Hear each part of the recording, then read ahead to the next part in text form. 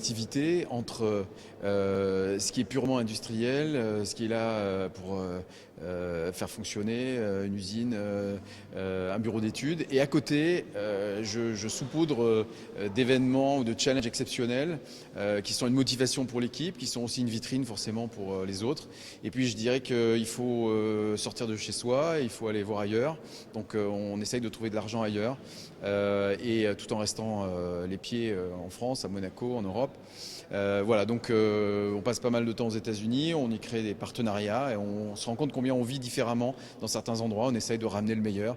S'il y a des opportunités qui se créent, et il faut savoir en profiter. Tout le problème consiste à faire surgir, à faire vivre tout un écosystème avec toutes sortes d'acteurs, à les faire parler ensemble, à les faire discuter ensemble, à faire émerger de cet écosystème les idées. The recipe for creating growth in times of crisis, it's investing in innovation and having the confidence and optimism to back up that investment.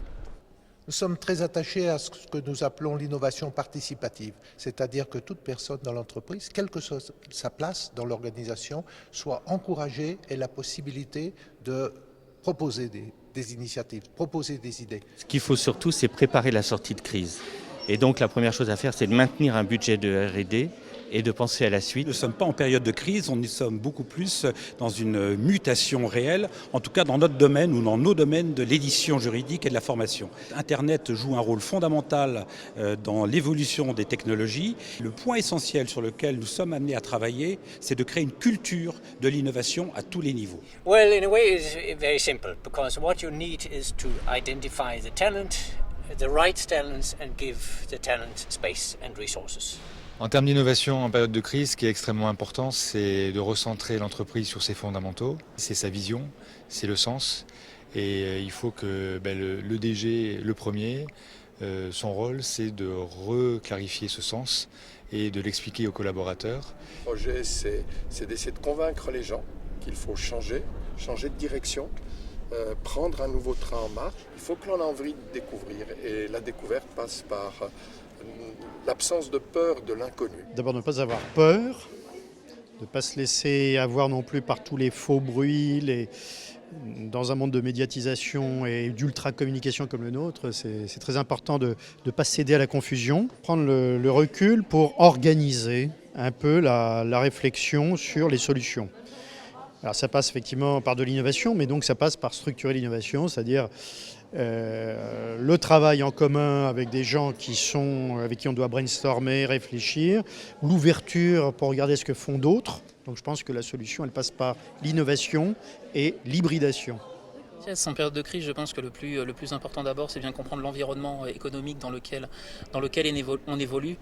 Aujourd'hui, il va falloir pour les agriculteurs qu'ils produisent plus avec moins. Une des solutions, parmi d'autres, c'est les solutions de guidage par satellite qui permettent de produire plus sur l'ensemble de la parcelle en consommant moins d'engrais. Par exemple, aujourd'hui, on croit qu'il y a beaucoup de valeur à aller chercher entre les domaines de la ville, de l'énergie et du numérique. L'une des choses, c'est notre outil industriel qui est très flexible, où à partir d'une même plateforme et de mêmes composants, nous pouvons produire jusqu'à 40 véhicules différents.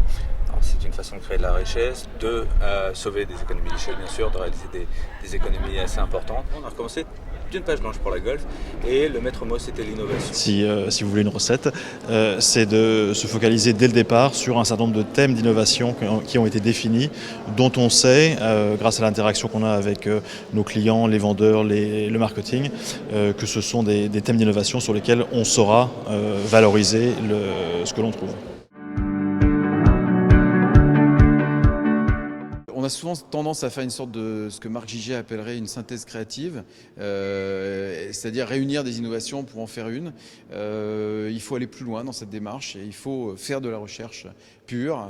La curiosité, de la motivation, ce sont des questions culturelles.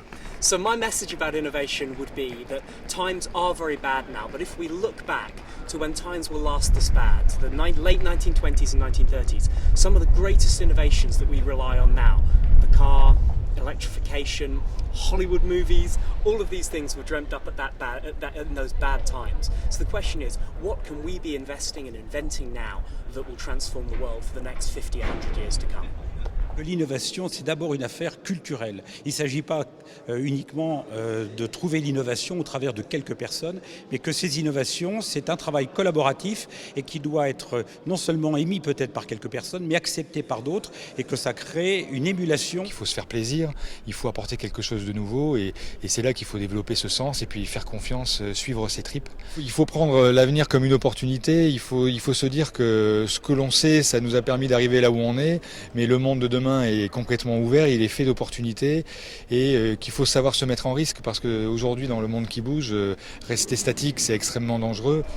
Et c'est souvent le fait de ne pas trop, je dirais, vouloir planifier le futur. Le laisser venir, il faut que l'on ait envie de découvrir, et la découverte passe par l'absence de peur de l'inconnu, vivre avec des points d'interrogation. Ne pas toujours prévoir le lendemain. On dit toujours que l'avenir, c'est du présent à mettre en ordre. Que tout le monde communique ensemble et soit acteur de la réussite. Encore une fois, sans les hommes au sein d'une entreprise, aucune innovation et aucun résultat n'est possible. Pour expliquer les choses, d'abord du temps. Ensuite de l'écoute, pour comprendre non seulement les besoins, mais pas les imaginer. Comprendre ce que disent les gens et le traduire donc en demande. Et puis donc au sein de l'entreprise, partager. Il faut oser, je crois. Dans la période où on est aujourd'hui, on a un peu un marasme collectif. On dit c'est compliqué, l'économie va pas bien. Oui, c'est vrai, mais on a encore plus besoin d'oser et d'imaginer en ce moment. Donc il faut y aller. De réussir à segmenter les horizons, que chacun sache sur quel horizon il travaille, permet aussi de travailler beaucoup plus sereinement à la création de valeur.